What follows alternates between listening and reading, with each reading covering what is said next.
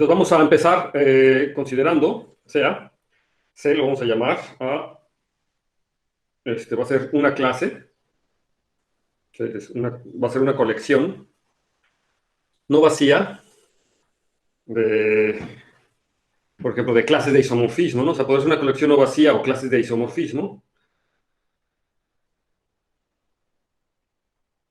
de, de grupos, ¿no? Entonces aquí, y van a ser no cualquier grupo, sino grupos finitos. Entonces, por lo pronto, no vamos a considerar en esta clase grupos topológicos, simplemente vamos a concentrarnos en grupos, ¿no? Y entonces va a ser una clase no vacía de grupos finitos. Y vamos a pedirle ciertas cosas. Vamos a pedirle que sea cerrada bajo ciertas operaciones, por ejemplo, bajo tomar subgrupos. Vamos a pedir que sea cerrada. También vamos a pedir que sea cerrada bajo imágenes de grupos, ¿verdad? Y imágenes bajo homomorfismos de grupos.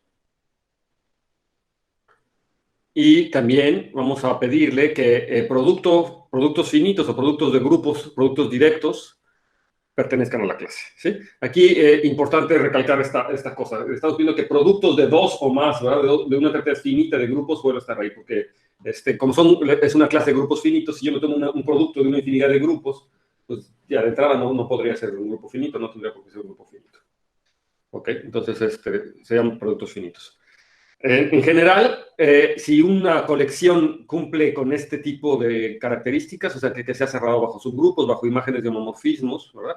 Y bajo productos directos, y una clase con esta cosa se llama una variedad, sería una variedad de grupos finitos en este caso, ¿no? Así es como lo llaman. No es una variedad algebraica, no tiene nada que ver con la geometría, es una variedad. Y entonces asumamos además que se cumple la siguiente propiedad, ¿no? Asumamos que si yo tengo A y B elementos en la clase, ¿sí? Y yo tengo una sucesión exacta, 1, A, G, B, 1, una sucesión exacta, donde G puede ser cualquier grupo, ¿verdad? Lo vamos a pedir así. A es un grupo no necesariamente en la clase, entonces yo le pido que A y B estén en la clase, y entonces me tomo una sucesión exacta, en el centro me tomo un grupo G, y entonces lo que le vamos a pedir, que si esta sucesión es exacta, entonces el grupo G tenga que estar necesariamente en la clase también, ¿no? ¿Sí queda claro? Entonces yo me tomo A, B elementos en la clase, y si puedo meter a un grupo G ahí adentro entre A y B en una sucesión exacta, ¿sí? Le voy a pedir entonces que el G también esté en la clase. Eso quiere decir que la clase también es cerrada, o que esta variedad también es cerrada bajo extensiones, ¿sí? Extensiones. ¿Ok? Entonces, esta es una característica. Y en este caso, diremos, si es necesario, para que sepan, esta se llama una variedad, ¿verdad?, de grupos finitos cerrada bajo extensiones. ¿De acuerdo? Porque cumple todas las características que estamos aquí poniendo. Entonces, hay ejemplos que ya tenemos muy claros, porque ya los hemos estudiado mucho. Y entonces, por ejemplo, vamos a tomarnos la clase primero, la clase de todas o de todos los grupos finitos. Entonces, si yo considero la clase de todos los grupos finitos, entonces esta clase claramente es una clase o sea, subgrupos de grupos finitos es un grupo finito, imágenes de un homomorfismo de un grupo finito vuelve a ser un grupo finito, y productos directos de grupos finitos vuelve a ser un grupo finito. Entonces, es una variedad, los grupos finitos es una variedad como que estábamos pensando. Además, aquí tenemos que si yo me tomo una sucesión exacta, donde los extremos son grupos finitos, entonces el centro también vuelve a ser un grupo finito, ¿verdad? Si los extremos son grupos finitos, también el centro es un grupo finito. Eso a lo mejor lo tienen que verificar. Estén seguros, convénzanse de que eso es cierto. Entonces, sería, por ejemplo, una variedad cerrada bajo extensión.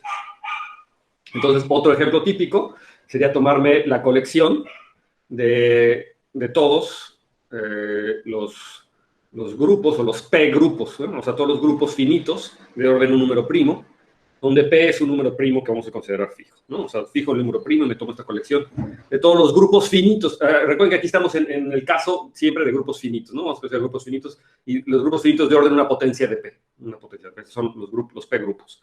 Entonces, esta clase, nuevamente, ustedes ven que cualquier subgrupo de un grupo de orden P a la N vuelve a ser un subgrupo de orden P a la N. Y también veo que se cumplen las dos propiedades, que la imagen de un P-grupo es nuevamente un P-grupo y que los productos directos de P-grupos son P-grupos. Nuevamente aquí yo voy a tener la característica de que es cerrada esta variedad de P-grupos, es cerrada nuevamente bajo extensiones. Entonces, nuevamente aquí tendrían que convencerse que esta clase es cerrada bajo extensiones. Entonces, para que no quede duda, entonces lo ponemos aquí como ejercicio. Profesor, cuando tenemos una extensión, el de en medio sí se puede ver como algo isomorfo a la suma directa, ¿no?, de los extremos. en la categoría de grupos, lo que me estás diciendo. En general no. Si son grupos abelianos, sí. Si no me equivoco. O sea, lo que estaríamos diciendo es porque el A es normal, ¿no? O sea, sí, eso se podría tomar si yo tuviera una sección, ¿no? Si yo tuviera una sección de B a G, entonces sí sería la suma directa. Pero creo que no siempre tengo una sección en grupos, ¿no? No siempre tengo secciones en general. Déjame pensar, ¿sí? Les debo eso. Entonces el ejercicio es ver que en grupos no, pero a lo mejor grupos finitos. Ya, eso sí puede ser, que en grupos finitos sí sea el producto, aunque me entra un poquito la duda, pero ¿tú estás seguro que sí, Daniel? ¿O están seguros? No sé quién comentó hace un ratito. Bueno, déjame pensar, no sé si... Pero no estoy seguro, no estoy seguro. No, de todas formas creo que no, pero... No sé que ni para grupos finitos. Pero sí, creo que no. Ni para grupos finitos es cierto que el centro tenga que ser el producto. De hecho... No se cumple para grupos finitos. Sí, no se cumple tampoco. Exacto, debería ser que no es cierto, sí. No es cierto que tiene que ser el producto, sí. Sí, hay ejemplos, pero para no decirles déjame pensarlo y se los pongo para poner el ejemplo bien, para no decirles una mentira, no perder el tiempo con eso. Pero no es cierto, no es cierto que toda adquisición se cinde. Eso sería que la asociación exacta en grupo se cinde, y eso no es cierto, ¿no? Es cierto, claro. Muchas gracias. Sí. Y entonces el ejercicio es ver que estas clases son cerradas, ¿verdad?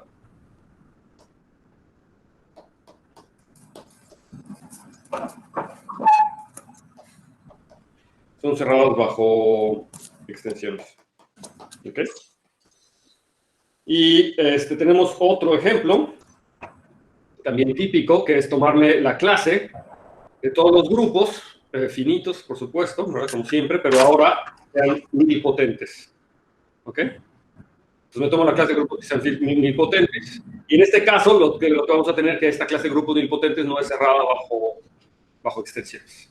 Es decir, no es cierto que si yo tengo un grupo nilpotente, que tengo dos grupos nilpotentes y yo puedo poner un grupo adentro, ¿verdad? Adentro, y ese no necesariamente tiene que ser un grupo nilpotente. Entonces aquí también extendemos el ejercicio para que ustedes me den un contraejemplo. O sea, dar un ejemplo o contraejemplo. ¿No? Ejemplo, ¿verdad?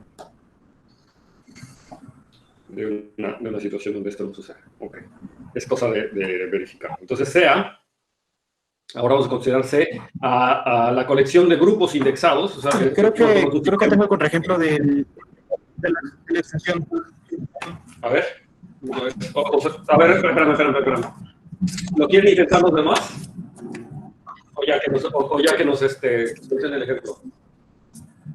¿El ejemplo para cuál, perdón?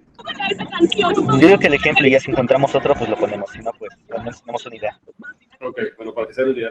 Sí, ya que la extensión en finitos no es necesariamente suma directa. A ver. Sí, no debes. Pues que tienes el diédrico de orden 8, que es el del cuadrado, ¿no? La simetría del cuadrado. Ok. Ese sería el en medio. Claro. Tienes adentro a Z4, que es normal. Exacto. Y el cociente es Z2. Ajá. Y no es cierto que el diédrico es Z2. Pero el diédrico no es abeliano, entonces no puede ser la suma directa. Ajá, exacto. Por ejemplo, es un argumento. Sí. Está muy bien. Sí, ¿no? Y de hecho, sí, por ejemplo, si me tomo hay muchos ejemplos, ¿no? El 4 grupo de Klein, ¿no? Con el mismo argumento, tiene un Z2 ahí adentro, ¿no? Y de hecho el cociente también es un Z2, si no me equivoco. Y tampoco el 4 grupo de Klein es Z2, un Z2. ¿No? Entonces, por ejemplo, hay varios ejemplos. Ok, sí. Entonces vamos a considerar, vamos a reconsiderar un sistema proyectivo, un sistema inverso, un sistema proyectivo de grupos en la clase. Entonces, esta es una cosa muy importante, no lo estoy tomando arbitrarios, ni tampoco muy particulares, sino considero una clase, es decir, vamos a tomar una variedad. En la clase como la anterior, aquí en realidad debería haber dicho en una variedad, es decir, cumple la propiedad de que es cerrado bajo subgrupos, imágenes de homomorfismos y productos directos. Entonces, es una variedad. Posiblemente no le pida lo de la extensión, ¿sí? Todavía, ¿sí? Entonces, vamos a tomarnos un sistema proyectivo un sistema inverso de grupos en G, sobre el conjunto dirigido. Entonces aquí el conjunto dirigido lo vamos a llamar I cualquiera. Y entonces decimos que el límite proyectivo, yo puedo calcular el límite proyectivo de estos Gs, es un grupo, lo vamos a bautizar como un grupo pro C, ¿ok? ¿Sí? Va a ser un grupo pro C, así lo vamos a llamar. Si yo me tomo la clase, fijo yo mi clase o mi variedad que estoy considerando, y me tomo el límite proyectivo de ese conjunto en un conjunto directo, ya sabemos que es el límite proyectivo, ya la clase pasada estuvimos viendo bien cómo estaba esa cosa, y entonces a ese nuevo grupo que yo obtengo, se va a llamar un grupo pro C. Y entonces, en el ejemplo anterior, ¿verdad? En los ejemplos que estuvimos viendo, por ejemplo, yo tengo en el caso 1, que entonces G sería un grupo profinito, ¿verdad? Entonces, ¿por qué? Pues porque el ejemplo número 1 era la clase de grupos finitos. Entonces, cuando la clase de grupos finitos, el grupo que yo obtengo como límite proyectivo de una familia de grupos en esa clase, ¿verdad? Un sistema proyectivo de grupos en esa clase, pues va a ser un grupo profinito, ¿verdad? Lo vamos a bautizar como un grupo profinito. ¿Ok? Y entonces en el caso número 2, que era P grupos, ¿verdad? Entonces el límite proyectivo se va a llamar un grupo pro P o un pro P grupo. En inglés es pro P group, pero también es profinite group, y en español se dice grupo profinito, y entonces lo correcto pienso que debería ser grupo pro P, aunque muchos le dicen pro P grupo, ¿no? En español también, pero bueno, en fin. Tenemos muchos vicios del inglés también, pero entonces, y análogamente cuando me tomo un grupo que es el límite proyectivo de grupos nilpotentes en la clase, entonces se va a llamar pronilpotente. Nilpotente.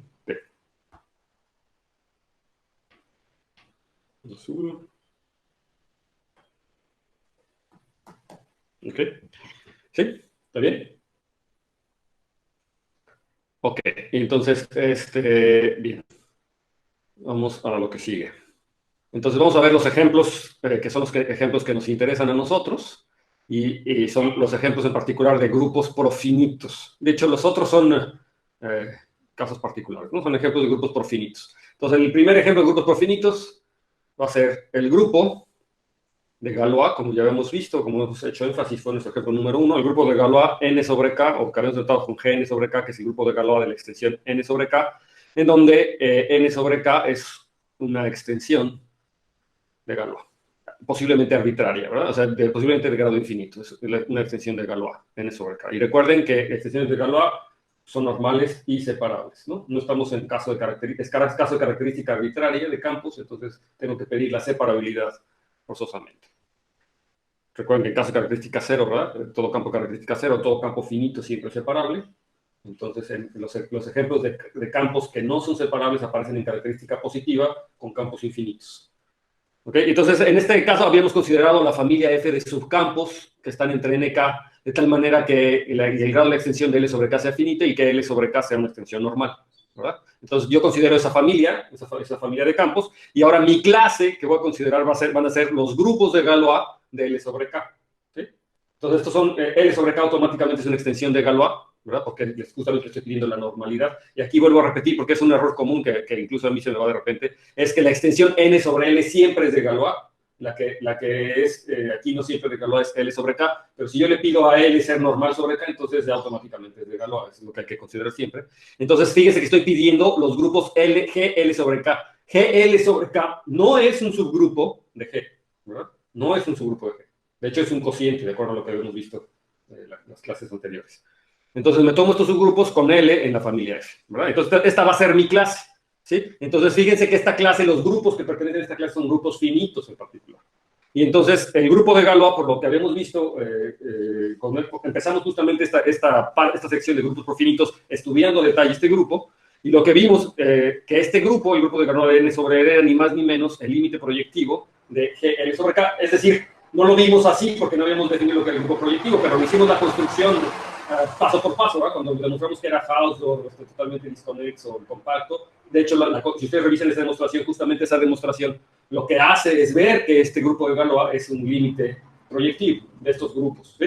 Entonces, este es un grupo, es límite proyectivo de grupos profinitos.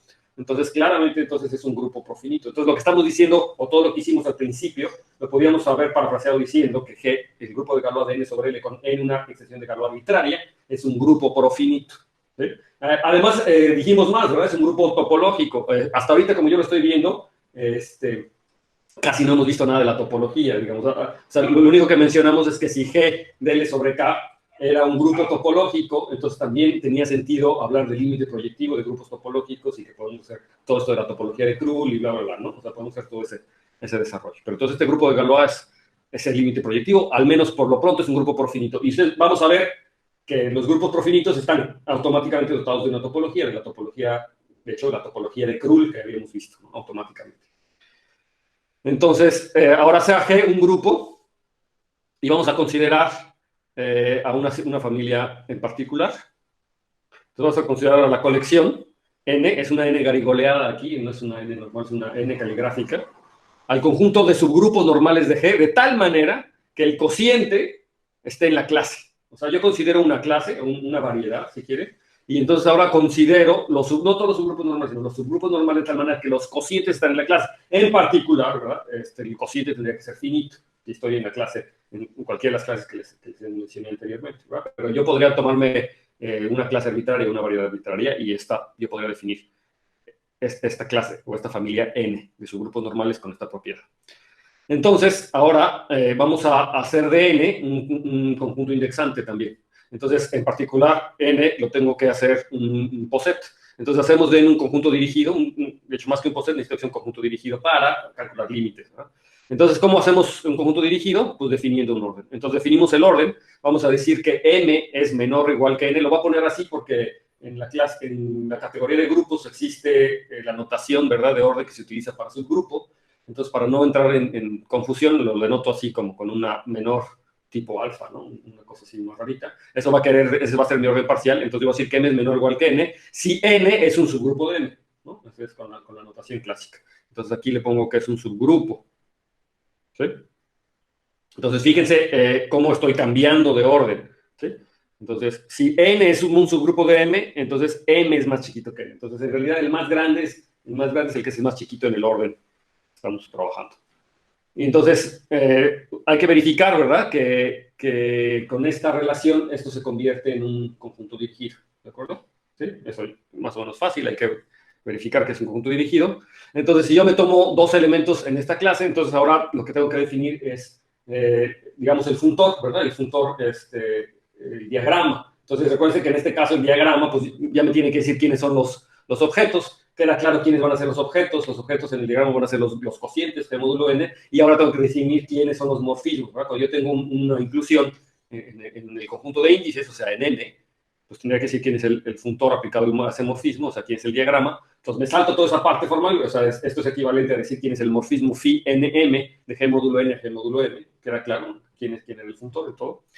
Y entonces, aquí me voy a tomar m menor que n, eso quiere decir que n es un subgrupo de m, y entonces puedo considerar el morfismo phi de n a m, así lo notaba yo, que va de G módulo n a G módulo m, y este morfismo que sea, pues, la proyección natural, ¿no? No lo puse aquí, que sea la proyección natural, ¿sí? Y entonces, así, lo que yo voy a tener es que este conjunto, junto con estos morfismos, es un sistema proyectivo. Entonces, aquí a lo mejor vale la pena ponerle que es la proyección natural.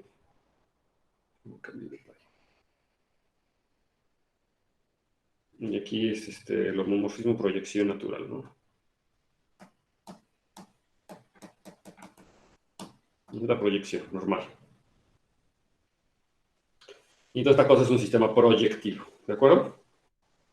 Y entonces es un sistema proyectivo, y fijarse que los genes y genes viven en la clase. ¿Sí? No, recalco, es la clase que estamos considerando. ¿Qué pasó aquí? ¿Qué pasó aquí? Entonces ahora una definición. Ok, vamos a ponerle aquí play. Entonces la definición. Entonces la completación profinita, la completación pro C, porque no estoy poniéndole ningún apellido a la clase todavía, no le estoy poniendo nombre a la clase, o a la variedad. Entonces la completación pro C de un grupo G, o de G, o sea, del G, o sea, como yo estoy considerando todo como el anterior, ¿verdad? O sea, yo lo regreso tantito. No. Recuerden que empecé yo con un grupo, ¿verdad? sea G un grupo y consideramos la colección de sus grupos normales. Entonces ese grupo G ya está ahí fijo, ¿de acuerdo? Entonces, aquí, ¿qué está pasando?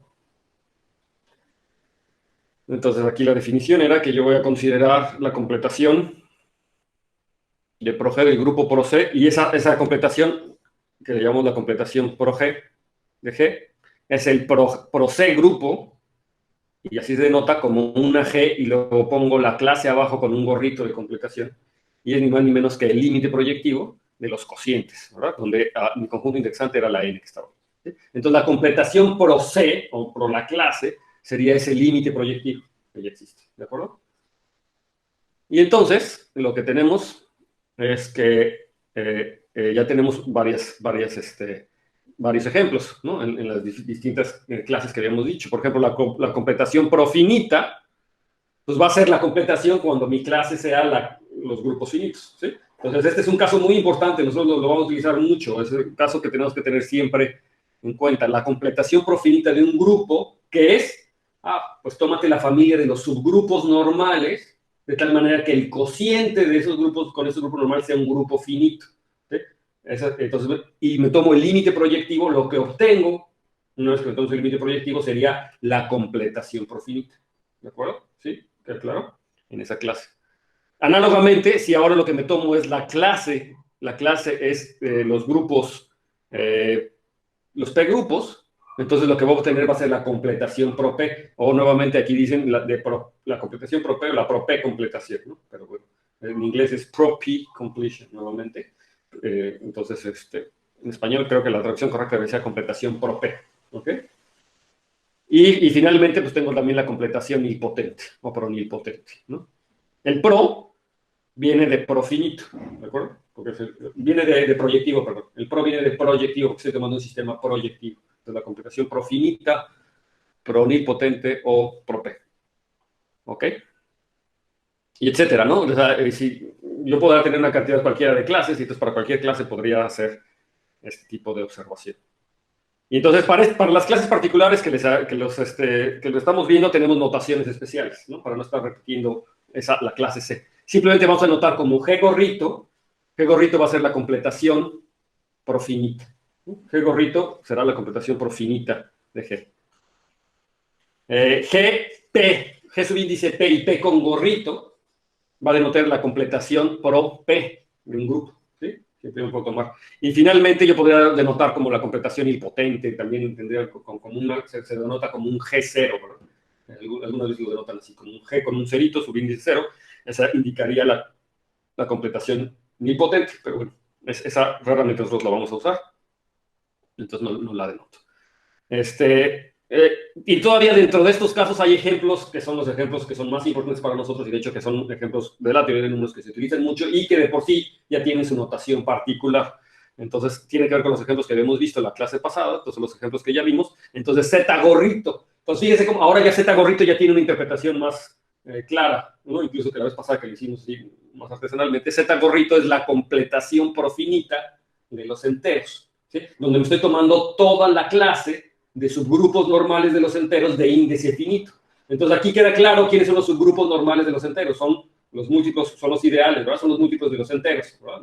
Los NZ son los subgrupos normales, ¿sí? De los enteros. Esos son todos los grupos normales con cociente finito, ¿verdad? Todos los que son de la forma NZ con cociente finito. Y aquí el orden, que era lo que habíamos discutido la vez pasada, el orden que se le da a esas clases tiene que ver con la contención de sus grupos, y NZ, no sé si lo pongo aquí, ¿verdad?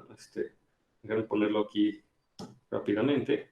Aquí nada más tomar los subgrupos, ¿verdad? Los subgrupos normales de índice finito todos son de esta forma, y NZ está menor que está dentro de MZ, si solamente si, o sea, como subgrupo, y solamente si M divide N, ¿verdad? Entonces, de ahí se ve que el orden, ¿verdad? En efecto, el orden correcto es el de divisibilidad con esta noción que estamos viendo.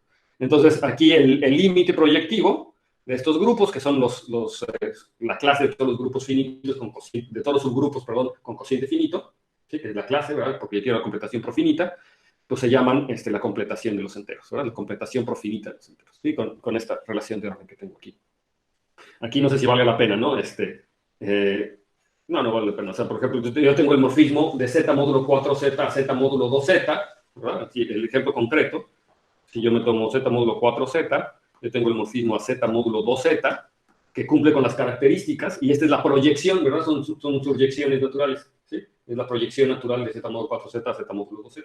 Y aquí yo veo claramente que el subgrupo 4Z, ¿verdad? 4Z, todos los múltiplos de 4, digamos, son múltiplos de 2, entonces está así, ¿de acuerdo? Pero de acuerdo al orden que yo había dicho, pues 2Z es menor o menor o igual que 4Z, por el orden que estamos poniendo, pero digamos por la situación.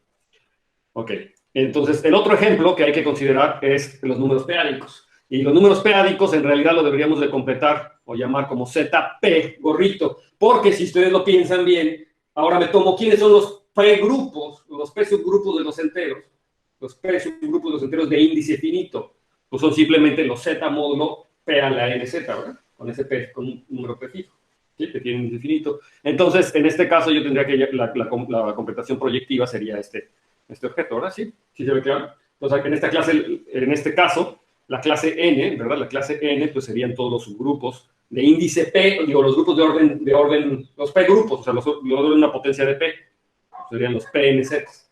Tal manera que el cociente, ¿verdad? Es un grupo finito, pues tiene que ser justamente una cosa como esta, ¿verdad? Aquí en esta cosa, no, de hecho, lo que yo necesito es que el cociente sea un pro P grupo. ¿Sí? Y justamente es lo que está pasando, ¿no? Y se ve que estos son todos los grupos, todos los subgrupos de los enteros que satisfacen esta propiedad. Y nuevamente con el orden inducido allá, entonces yo voy a ver que P a la NZ, ¿en qué caso P a la NZ está en P a la MZ? ¿Sí? Aquí la relación de orden es la misma que la de los enteros, ¿verdad? ¿En qué caso P a la NZ, por ejemplo, los múltiplos de 4 están adentro de los múltiplos de 2, ¿verdad? Entonces esto pasa así, solo si aquí, ¿cómo está la relación entre M y N? O por ejemplo, los múltiplos, vamos a tomar los Z módulo 4Z, que es Z módulo 2 al cuadrado, y Z módulo 16Z, que es Z módulo 2 a la cuarta, ¿no? ¿Quién está dentro de quién? ¿No? Aquí es M menor o igual que N, ¿no? Con el símbolo, con el orden usual. Entonces aquí el límite proyectivo, pues es el límite sobre las N's, pero aquí el orden es el orden usual, ¿verdad? De los enteros. Es decir, los enteros p-ádicos se convierten en este límite proyectivo así definidos. Es la misma definición de una completación, es la completación profinita de los enteros. Y aquí, por cuestiones de notación, en vez de estarle poniendo el gorrito a la P, como debería de ser lo justo posiblemente, para ser congruentes con lo que les dije ahí arriba, pues le ponemos, vamos, el ZP, lo que pasa es que es muy, muy utilizado, ¿verdad? Los enteros p-ádicos, entonces no hay, es incómodo utilizar esta notación. Pero digamos, en general, para un grupo arbitrario, pues sí habría que hacer esta distinción. Y entonces, los grupos típicos, estos que ya tenemos, ya los entendemos ahora como completaciones, ¿no? Entonces, es importante ver que tengo una completación. Notar que no es cierto, ¿verdad? Que un grupo sea igual a su completación. De hecho, estos son los ejemplos típicos. Z no es igual a Z gorrito, no es su completación profinita y tampoco son los p-ádicos. Sin embargo, sí están ahí adentro, ¿verdad? Sí están ahí adentro, estos grupos, ¿no? Ahora, una propiedad importante es que además estos grupos son anillos de enteros. Se llama el anillo de los enteros p-ádicos. Tanto en el caso anterior como en este caso, tanto Z módulo NZ como Z módulo P a la NZ son anillos. Y entonces, de hecho, lo que estoy haciendo es un límite proyectivo, no solamente de grupos, sino de anillos. Y el producto de anillos vuelve a ser un anillo, y ustedes pueden verificar fácilmente que el subconjunto del producto formado por las clases compatibles, o por las asociaciones compatibles, perdón, hereda la estructura de anillo. ¿De acuerdo? ¿Sí? Hereda la estructura de anillo. Sí, hereda la estructura de anillo, exactamente. Hereda la estructura de anillo.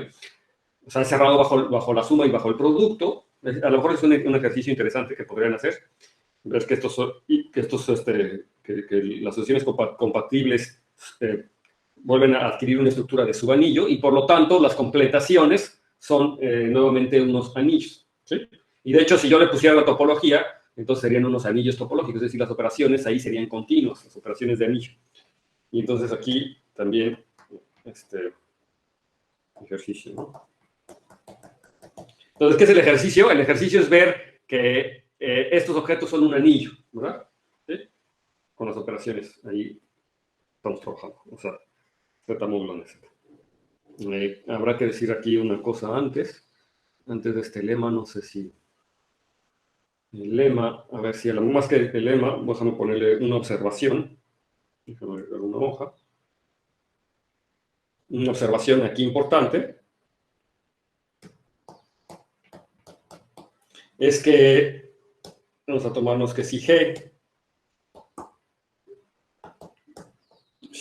es igual al límite proyectivo, ¿verdad?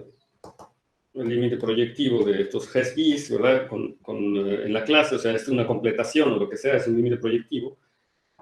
Por ejemplo, G es igual a la completación en la clase de C, ¿verdad? O sea, entonces yo lo que tengo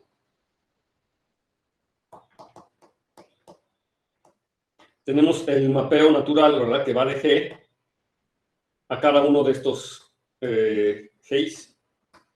¿Sí? Y esto lo habíamos notado por phi. Ya no me acuerdo si le habíamos puesto la I arriba o la I abajo. En realidad no importa mucho, ¿no? A lo mejor hay que ser consistentes. Pues. Es phi I arriba de G a GI. Y esta es la proyección natural. En este caso muy concreto que lo estamos construyendo como grupos, dimos la construcción explícita, o sea, es un subconjunto del producto. Entonces, la proyección natural, ¿verdad? Es la proyección. O sea, todo elemento aquí X lo estoy mandando a una cierta familia XY, ¿sí? Con I en el conjunto indexante. Entonces, la proyección natural a esta cosa. Y por la compatibilidad, ¿verdad? Por la compatibilidad en los morfismos phi y j, que definen el sistema proyectivo, esta sucesión es una sucesión compatible, ¿verdad? Es decir, yo estoy entendiendo a G, perdón, no me dice nada. Aquí X es igual a una sucesión, o sea, por la construcción que yo le estoy haciendo, X es igual a una sucesión. Y el morfismo, al quien lo manda, sería a la entrada X, y es decir, la proyección Y en el respectivo entrada, ¿no? Aquí este producto se puede entender como así es como lo construí, aunque si yo el límite proyectivo, recuerden que en realidad es un objeto universal inicial, ¿verdad? Es un objeto universal, así como todo límite, entonces podría estar descrito no en términos de la construcción usual a la que yo le di, pero si está dado por esa condición de objeto universal, ¿verdad? El objeto universal, entonces estos morfismos que vienen aquí, digamos, son parte de los datos con los que viene el límite proyectivo, ¿verdad? O sea, parte de la información. Recuerden que es un cono. Entonces, estos son los morfismos del cono que estamos teniendo, ¿sí? Estos son los morfismos del cono, ¿no?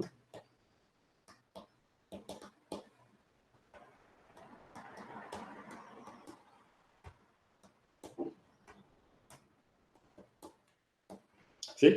En el caso, como habíamos visto anteriormente, en el caso de los enteros, pues los morfismos que me hacen un cono es la proyección, ¿verdad? Z módulo NZ es la reducción módulo P.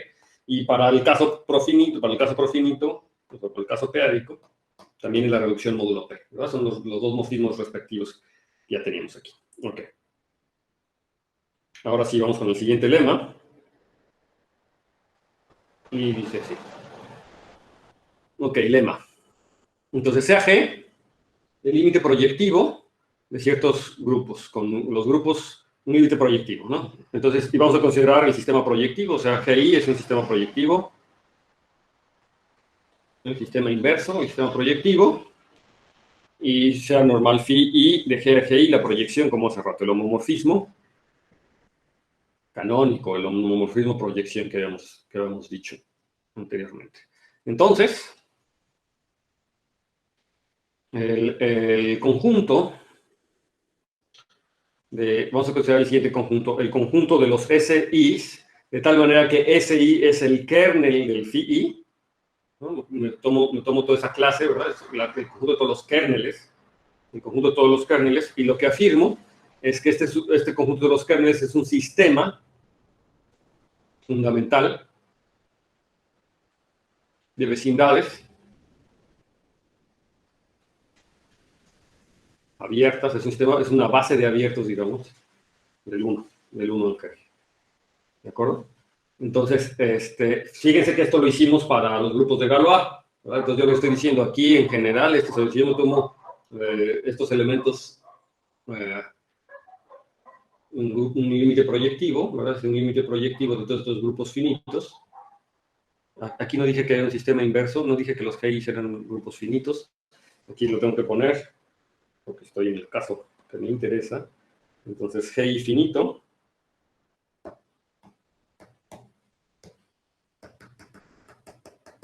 ¿Ok? Entonces, me tomo esta situación, ¿sí? Entonces, la nota es que, bueno, más que nota es como un recordatorio, es que como GI es finito, entonces yo lo puedo dotar de la topología discreta, ¿verdad? Es la topología, digamos, natural. Aquí habrá que hacer una aclaración. No nada más porque sea finito, quiere decir que automáticamente tiene la topología discreta, ¿no? Digamos, yo podría darle cualquier otra topología, ¿no? De hecho, la topología indiscreta y no tiene por qué ser discreto, ¿sí? O sea, un conjunto discreto no es un conjunto finito. O sea, un conjunto discreto es un conjunto con la topología discreta, ¿sí?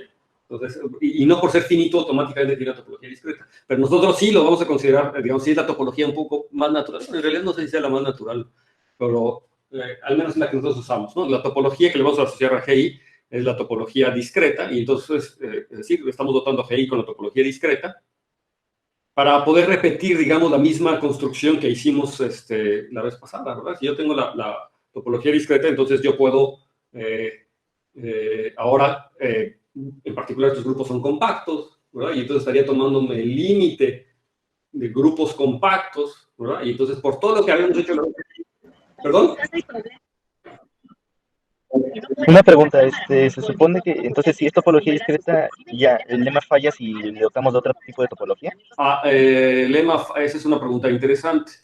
Lo que dice el lema es que si yo me tomo la topología discreta, entonces esto funciona. Es probable que para otras topologías también funcione, pero lo que sí es seguro es que para la topología, o sea, con G grupo finito y con la topología discreta, entonces lo que me dice el lema es seguro. La cosa es que aquí hay que ver como qué topología yo le quisiera dar. Es decir, si yo los GIs les doy una topología, entonces el producto va a volver a ser un espacio topológico, y lo que no estoy seguro es que para esa topología, o sea, si yo le doy una topología arbitraria GI, que los kernels ni siquiera tendrían por qué ser abiertos, ¿no? Con una topología arbitraria.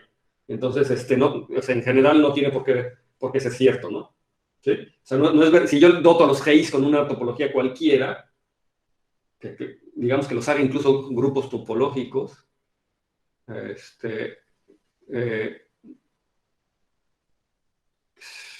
¿cómo va la caracterización de que los morfismos son continuos, ¿verdad? Si el kernel es abierto, ¿no?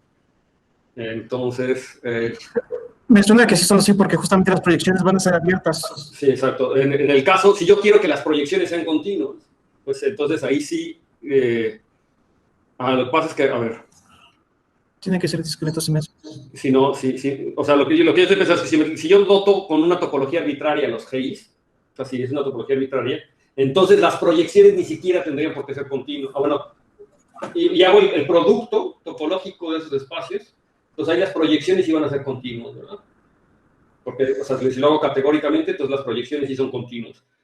Pero ahora, si me tomo el kernel de un homomorfismo proyección, o sea, uno de esos homomorfismos, ese no tiene por qué ser abierto, ¿verdad? O sea, lo que sí seguro va a ser cerrado, pero abierto no tendría por qué ser. ¿Sí? ¿O sí? De hecho, es lo que es abierto si son los zips en cada uno de los finitos, es discreto. Ajá, exacto. Ahí me caracteriza. Porque las proyecciones sí son abiertas. Ajá, exacto. O sea, que eso quiere decir que en el ejemplo que yo estoy, en el ejemplo arbitrario, es decir, si yo les doto a una topología arbitraria los GCs, entonces los kernels no van a ser abiertos, no tienen por qué ser abiertos, ¿no? Y entonces ya no funcionaría el lema, ¿no?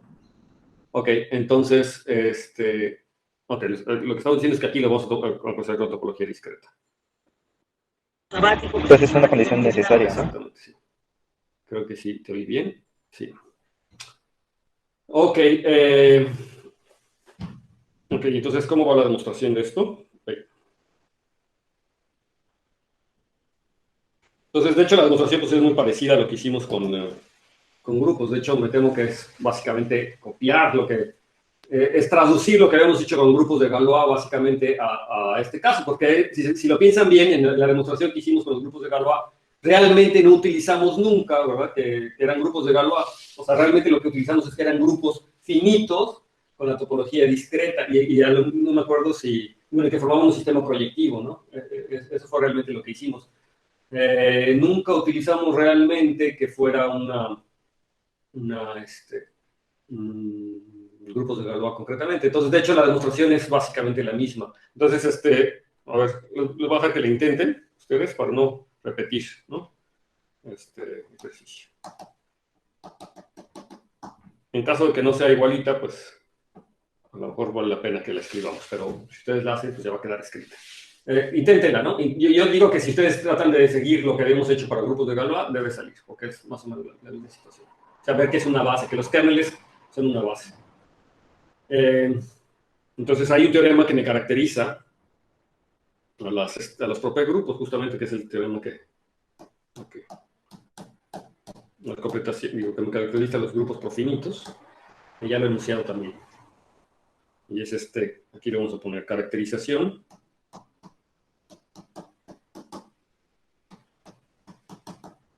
Topológica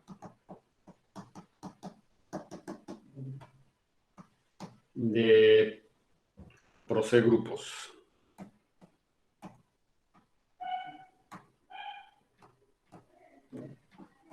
¿Ok? Es la caracterización topológica de procegrupos. Y entonces, dice, las siguientes son equivalentes. Entonces, las siguientes son equivalentes. ¿Ok? Entonces, bueno, a lo mejor antes de esto, lo que me gustaría decir es que sea G un grupo topológico.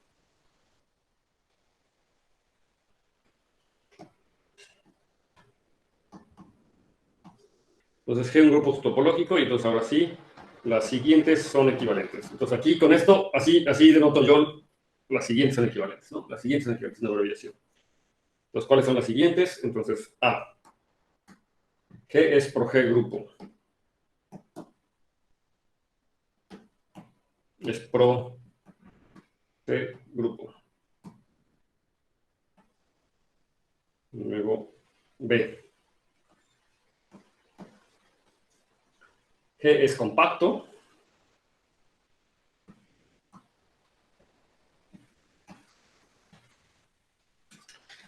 Hausdorff.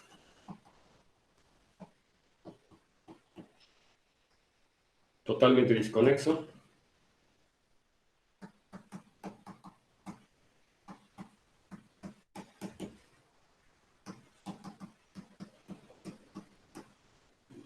Y para cada abierto normal,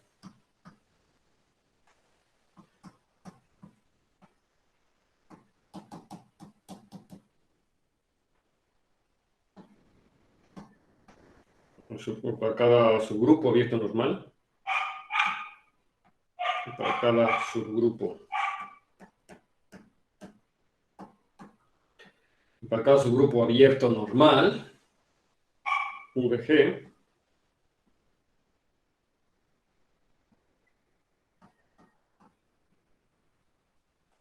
G módulo U, está dentro de la clase. ¿Ok? Fíjense como la clase podría ser finito, podría ser propeo nilpotente. En todos los casos se tiene esta situación. C. La identidad, o sea, el 1G admite un sistema fundamental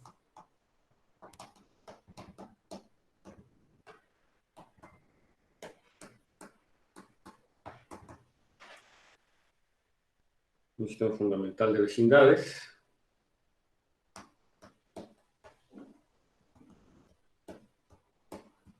abiertas, que quiero denotar por, digamos, U garipoleada, ¿sí? Tal que cada U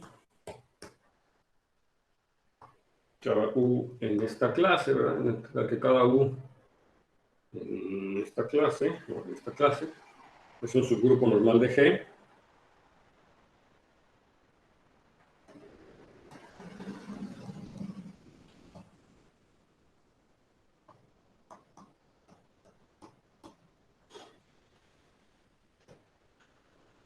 con G módulo U, como hace rato, en la clase. Y se cumple claramente que G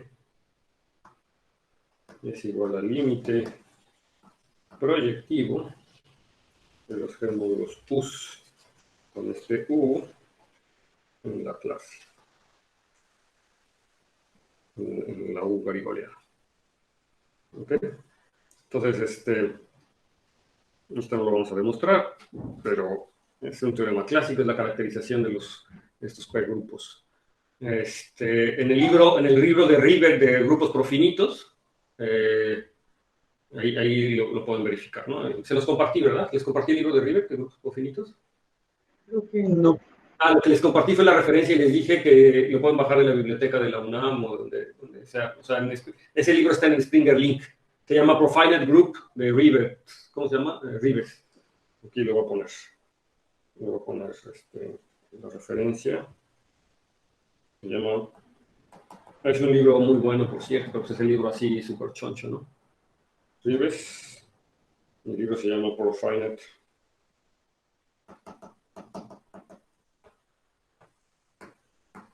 Groups. Entonces, si ustedes tienen el Springer Link, como estudiantes de la UNAM y del CIMAT, tienen acceso, deberían tener acceso a Springer Link, y me imagino que ese tipo de libros sí está, o sea, el CIMAT sí lo tiene, lo pueden bajar. Me imagino que la UNAM también. En caso de que tengan algún problema, pues me dicen y ahí lo pueden vemos qué hacemos. ¿Sí? Esta es la referencia, ¿no? De hecho, la referencia de todas las cosas, básicamente, que les estoy dando es de aquí, ¿sí? De todas estas clases, de Rivers. Entonces, es una caracterización, ¿no? Importante. No sé si esto responde a la pregunta que me habías dicho también, me habías hecho.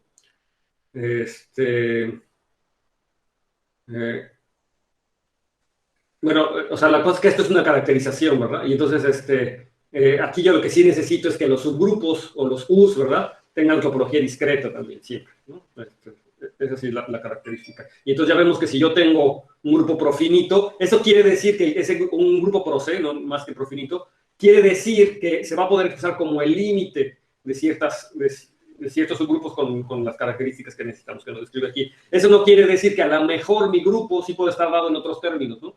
O sea, que el grupo yo primero lo construye en otros términos y que luego vea que existe una familia de tal manera que es el límite proyectivo de ese grupo. Eso, de hecho, en muchos casos así funciona, ¿no? Muchas veces en la vida ustedes tienen el grupo y ya luego que tienen el grupo se dan cuenta que ese grupo en realidad era profinito, ¿no? O sea, por alguna caracterización o por alguna de estas caracterizaciones, por ejemplo, y entonces automáticamente tendrían las otras, lo pueden ver como un límite inverso o lo que sea. A veces es más fácil ver que es, que es compacto, Hausdorff, totalmente desconexo. Y entonces, aunque no sepan quién es la base de vecindades de la unidad, automáticamente ustedes ya saben qué es. Y viceversa, ¿verdad? En el caso de los p-ádicos y las completaciones de los enteros, aquí sí es claro, ¿no? Si era claro quién era la cosa. Por cierto, respecto a la clase pasada, José García Rubalcaba escribió lo que quería él, lo que estaba él comentando en las notas sobre los grupos, de los p-ádicos, para verlos como series de potencia, ¿no? Y se los compartí, ya se los compartí por ahí. Hay algunas notas que lo leí rápido, la verdad es que no lo leí completo porque he estado así súper atareado y lo acabo de ver antes de empezar la clase. Solamente vi unas notas y en efecto yo no puse el X0 porque empieza en el 1, digamos, Z módulo PZ, la primera potencia de P es el 1. Sin embargo, la clase de ese elemento sí es el 0, ¿no? Entonces sí debería ser el 0. Ya no me quiero detener mucho más tiempo en eso, pero ya, o sea, a menos de que ustedes quieran que les clarifique lo de la clase pasada, de los grupos, de los p-ádicos, pero creo que es algo bien estándar. Y sí, en efecto, o sea, creo que sí quedó claro la vez pasada, ¿no? Finalmente, cómo se construían las series de potencias, y si no, pues aquí lo que escribió José debería de clarificar. Bueno, yo creo que aquí podría ser, o sea, hay muchas propiedades de los grupos profinitos y de todo este tipo de cosas, muy interesantes con respecto a los abiertos, los cerrados, los cocientes y morfismos entre grupos y las propiedades universales y todo ese tipo de cosas, pero este no es un curso de grupos profinitos, ¿no? Entonces, mejor les dejo ya la referencia, ¿verdad? Les dejo la referencia concreta de este tipo de cosas para que si ustedes están interesados en ahondar un poquito más sobre esto, ya lo pueden hacer. Básicamente lo que yo quería era ver que el grupo de Galois es un grupo profinito, es un grupo topológico, y todas estas caracterizaciones de los compactos, abiertos y cerrados, que son cosas que se utilizan mucho. Por otro lado, que también quería repasar los números p-álicos, o sea, ver esta construcción de números p-álicos. Ya habíamos visto la otra, que era la construcción en base de valores absolutos. Ahora es la construcción con base a límites proyectivos. Vemos, de hecho, que los números p-álicos son una completación, ¿verdad?, de los enteros, la completación pro p de los enteros. Es un grupo topológico. Y, bueno, posiblemente aquí lo que habría que ver o revisar es que es un dominio entero. ZP es un dominio entero, y ver posiblemente que su campo de fracciones es isomorfo a los racionales p-álicos, o son los racionales p-álicos, para lo cual a lo mejor valdría la pena encontrar quiénes son los ideales de ZP y entonces tratar de definir el valor absoluto de los p-álicos a partir de esta construcción concreta de los p-álicos, ¿de acuerdo? Eso es algo que se hace normalmente en un curso de análisis p-álico, concretamente. Entonces yo aquí a lo mejor como otra referencia les debería recomendar el libro de, ¿cómo se llama?, de Robert. Paul Robert, ¿cómo se llama Robert? Creo que ya se los había dado usted también, ¿verdad? Y se llama Introducción al Análisis P-álico, si no me equivoco. A ver, déjame, Robert. A Course in P-álic Analysis.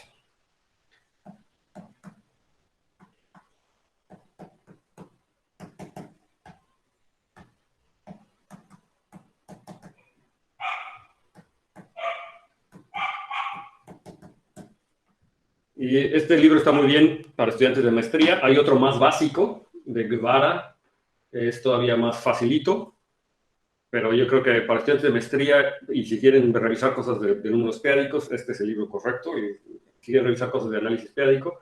Por cierto, este libro de Robert, al principio también tiene algo de grupos topológicos, y también tiene algo de grupos profinitos, justamente para construir los números p-álicos, y luego incluso tiene algo de teoría de Galois de estos grupos, ¿no?, de los grupos de Galois. En particular tiene una parte de ramificación y ese tipo de cosas que sí lo necesitamos para este curso. Y de hecho me gustaría a lo mejor retomar eso un poco, la teoría de Galois. O sea, cuando me hablo de teoría de Galois, de esto no es esto que acabamos de ver, o sea, no es la cuestión del grupo de Galois, sino la teoría, class field theory, lo que se llama teoría de campos de clase. Un poquito de teoría de campos de clase, de grupos p-álicos o de extensiones p-álicas. Un poquito de eso vamos a necesitar, un poquitito nada más. Entonces, a lo mejor lo veremos, pero yo creo que lo vamos a ver cuando lo necesitamos, ya concretamente. Entonces, ahora sí, lo que me gustaría ya empezar a ver es esto de las representaciones. ¿Sí? O sea, concretamente, déjenme poner aquí notas.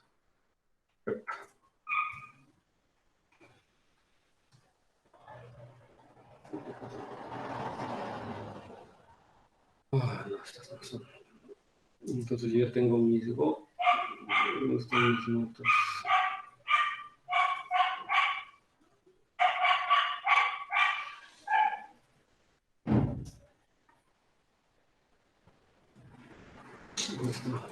Perdón,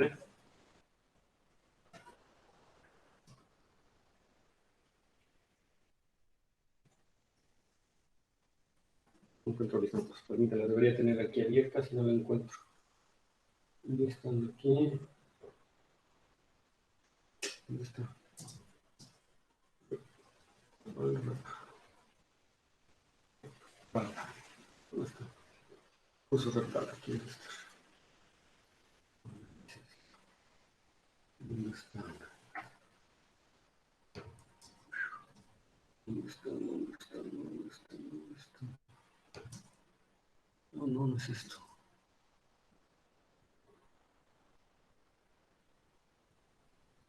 Dos segunditos, por favor. No es esto. Rectal. Este sí es. Este sí es. Ya. Ok. Entonces ahora vamos a empezar con esta cosa que se llama, nada más, algo de representaciones lineales de grupos. Rapidísimo. Entonces le vamos a poner aquí.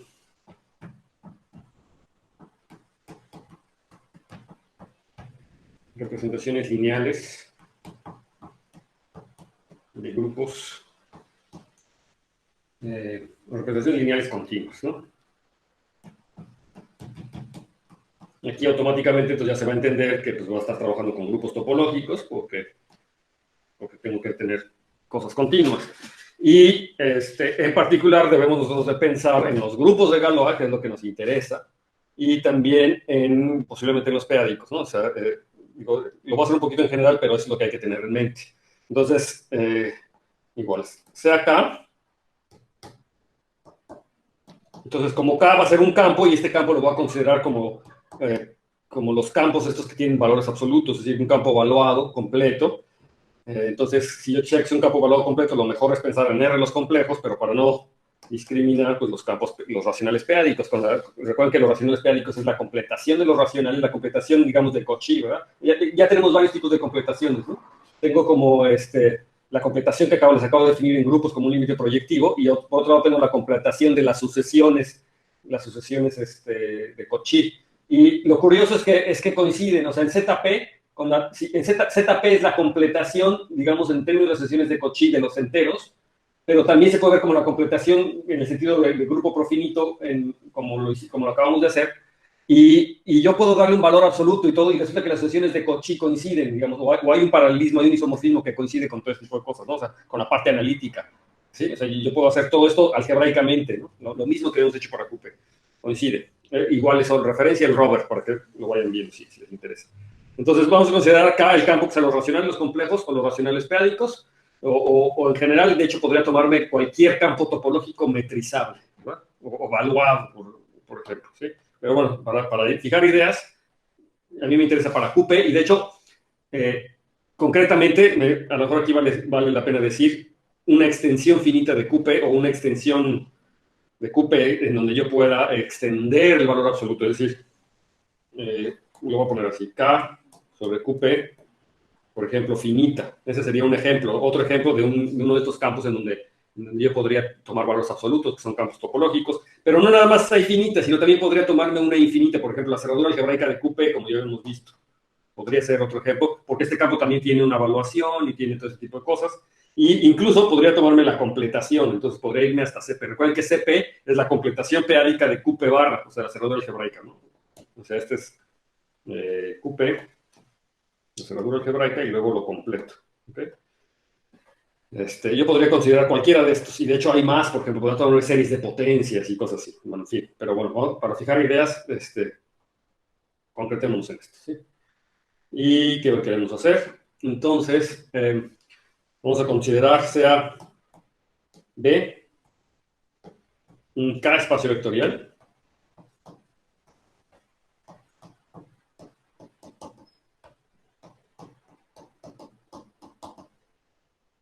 Es un K espacio vectorial de dimensión finita.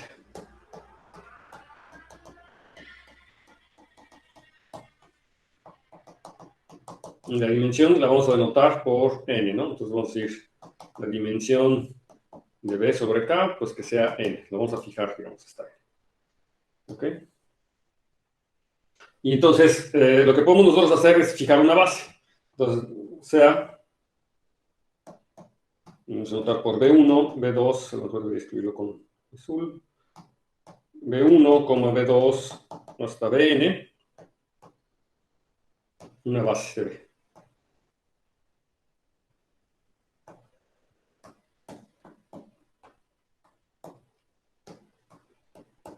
Base de B sobre K, como un K espacio vectorial. Y lo que podemos hacer es entonces, tengo un isomorfismo de grupos, ¿verdad? O sea, cada que yo tengo una base, la base determina un isomorfismo de grupos.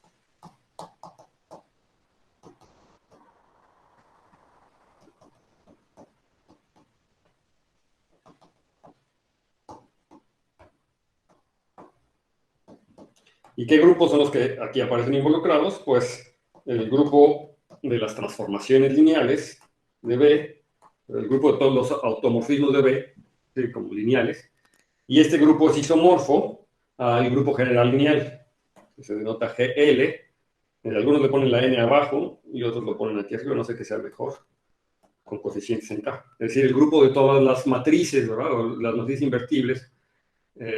El grupo general lineal, ¿verdad? O sea, el grupo general lineal son las matrices, se puede considerar como las matrices las transformaciones lineales de B en B, pero ya una vez que fijo la base, entonces se convierten en matrices, ¿verdad? ¿Sí? En general lineales, o sea, son matrices además invertibles, ¿no? ¿Sí? ¿Dudas? De repente como que los dejé de oír, sí, todo bien, no estoy solo. Claro, hasta aquí. Ok, Hasta aquí va bien, va bien. perfecto, sí. Como yo no los oí, no supe qué. Ok, entonces es el grupo general lineal, es el grupo de las matrices invertibles o el grupo de automorfismos de B, ¿verdad? Y luego cuando fijo una base, eso me determina una matriz. Entonces es el grupo general lineal de N sobre K. El grupo general de N sobre K, igual son todos los automorfismos de K a la N, ¿verdad? De K a la N, a K a la N como K espacio vectorial, pero todos los automorfismos de K a la N a la K a la N, pues quedan determinados por una matriz, ¿no? Ese es su curso de álgebra lineal. Y entonces una vez que yo tomo una base de B, entonces esto me da al conjunto de matrices, digamos. ¿Sí? Entonces aquí, justamente lo que hacemos aquí, acá cada phi, aquí lo mando, pues lo voy a anotar así. Entonces la matriz de phi en la base, no denotamos esta base de ninguna manera, pero vamos a llamarle alfa. Si esta es mi matriz alfa, entonces la matriz de phi en la base alfa es lo que se hace normalmente, ¿no? Y entonces, ¿qué es lo que tenemos? Que además esta base es una base ordenada, ¿no? Es importante decirlo, porque si yo cambio de orden, pues ya me da otra base. Entonces aquí le vamos a poner una base ordenada. Y entonces lo que yo tengo es que este grupito que está aquí es isomorfo, ¿a quién? Pues va a ser isomorfo acá a la n cuadrada, ¿de acuerdo? O se puede entender, de hecho, directamente es canónicamente isomorfo acá a la n cuadrada, salvo elegir un orden de las entradas, ¿verdad? Pero, o sea, si yo tengo una matriz, tiene n cuadrada de entradas, entonces acá a la n cuadrada. ¿Perdón? ¿Perdón? Está dentro, pero no es isomorfo ni. Porque una matriz puede no ser invertible. Sí. De hecho es un subgrupo. Sí, tiene toda la razón. Es un subgrupo de K a la n cuadrada. Aquí es subgrupo. No es un subgrupo de K a la n cuadrada. Es decir, lo que quiero es identificar esas matrices como las matrices o como los elementos en K a n cuadrada, ¿verdad? Esas son las matrices de orden de n por n, ¿no? La cosa importante es que este conjunto K a la n cuadrada es un espacio topológico.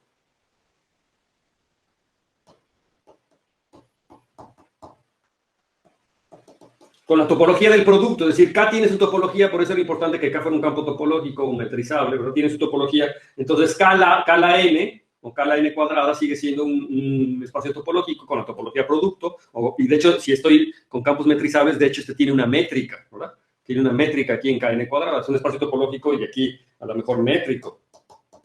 Si yo estoy a partir de mi espacio, de mi K como metrizable, entonces aquí, y además ustedes saben que aquí las métricas todas son equivalentes, ¿verdad? Una vez que yo le doy a K una métrica, entonces en K la N tiene muchas métricas, pero si yo quiero que esas métricas sean compatibles con el valor absoluto, entonces, digamos, esas las quiero como equivalentes, ¿no? Pero digamos, si no me quiero meter esos problemas, me tomo la métrica usual, digamos, que proviene del valor absoluto que está aquí.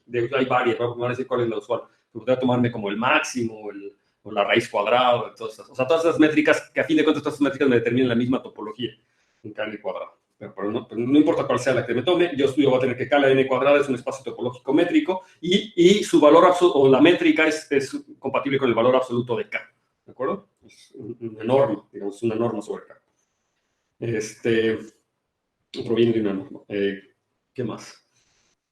Entonces, eso quiere decir que yo puedo dotar, dado ese isomorfismo, yo puedo hacer, y de hecho más que espacio topológico, de hecho, este cuate se convierte en un grupo topológico. Ya lo habíamos visto, tengo la impresión que ya lo hemos visto. Esto, como ejemplo, y de hecho, o sea, G, L, N, K es un grupo topológico. De hecho,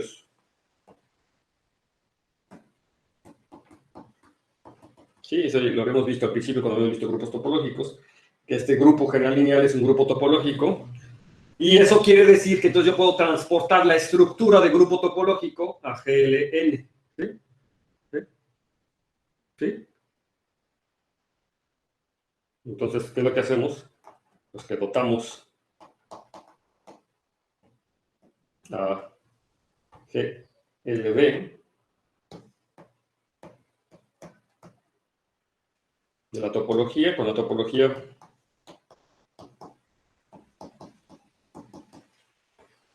inducida o transportada, ¿verdad?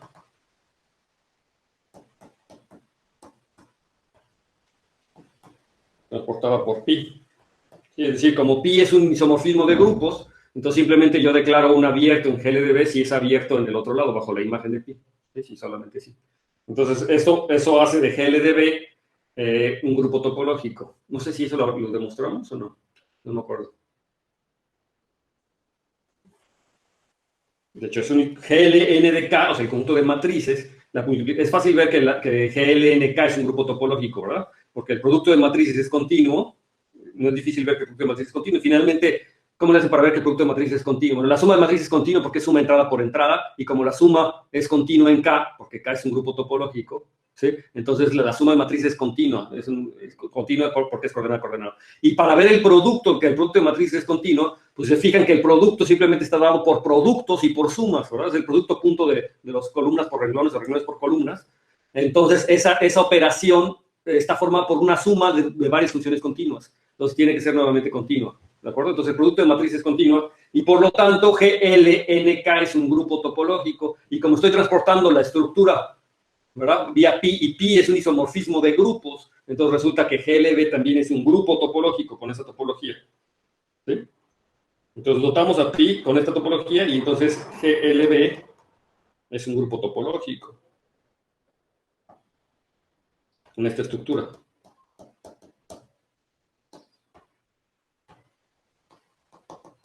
Y entonces aquí una objeción natural que ustedes me podrían decir es que, sí, pero la estructura de grupo que tú le estás dando a GLB, al grupo general lineal de B, es muy particular, pues depende de la base que estás, de la base que estás tomando. Y entonces el ejercicio, ¿verdad?, es que vean que no depende del ejercicio. Y luego poner de rojo.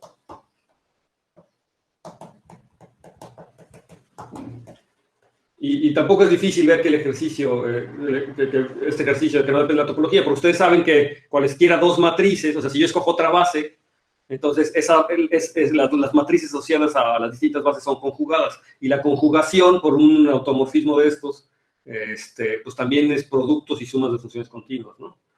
Entonces, en particular, yo debería de ver que tienen la misma topología, ¿verdad? O sea, que la topología de GLDB, una vez que yo tomo otra base, me da exactamente la misma. O sea, la topología de GLDB no depende de la elección de la base. Eso es lo que hay que ver con el ejercicio. O sea, la topología de GLDB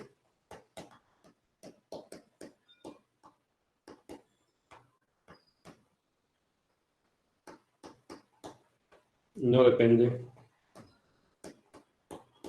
de la base.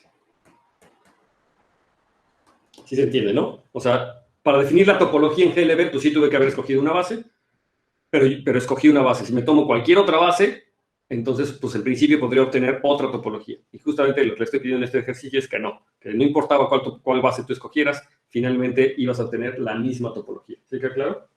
Y la ayuda para que lo vean es ver que si yo cambio de base, pues lo único que estoy haciendo es conjugar a la matriz, y matrices conjugadas también se obtienen por productos y sumas y cosas así, entonces la topología se va a poder respetar. ¿Ok? Entonces ahora la siguiente definición.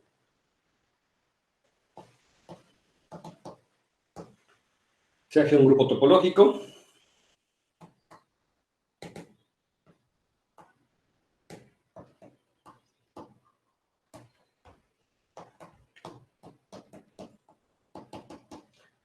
Y se abre un espacio vectorial.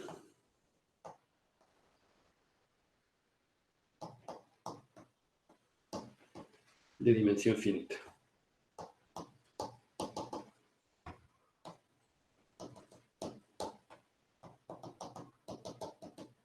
¿De acuerdo? Entonces, aquí la definición es que una representación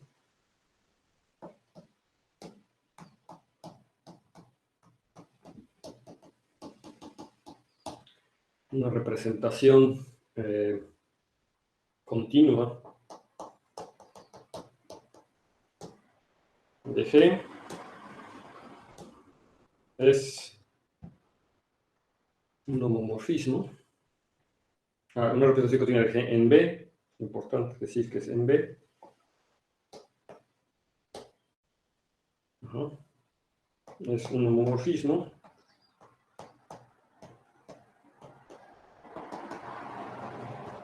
continuo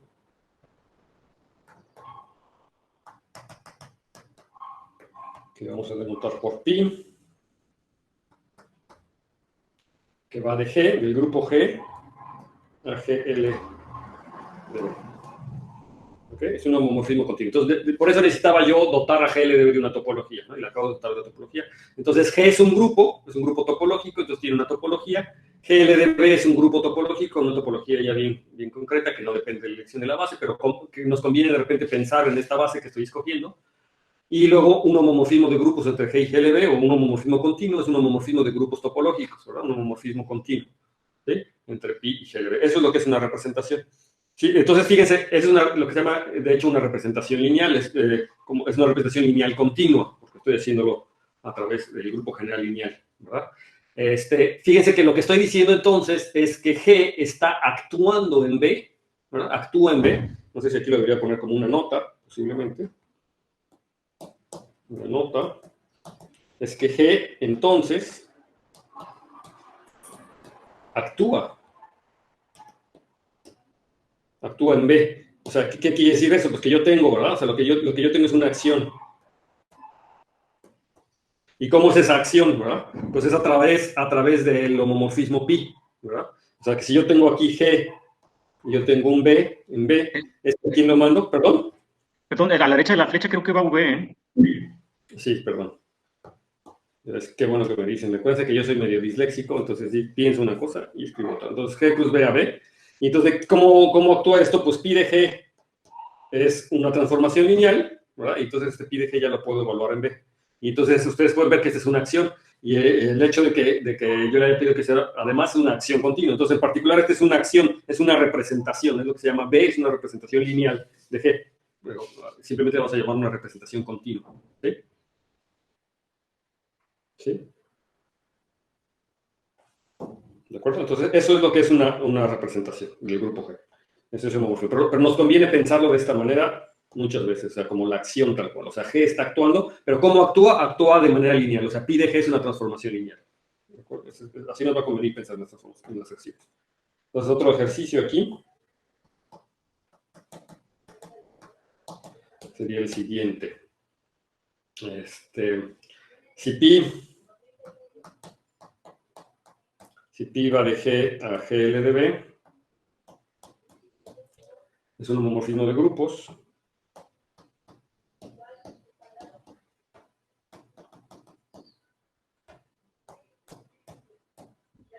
Nada más un homomorfismo de grupos. Entonces, y sea alfa una base ordenada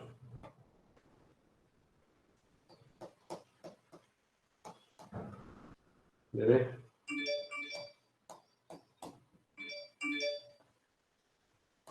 Entonces, pi es continua.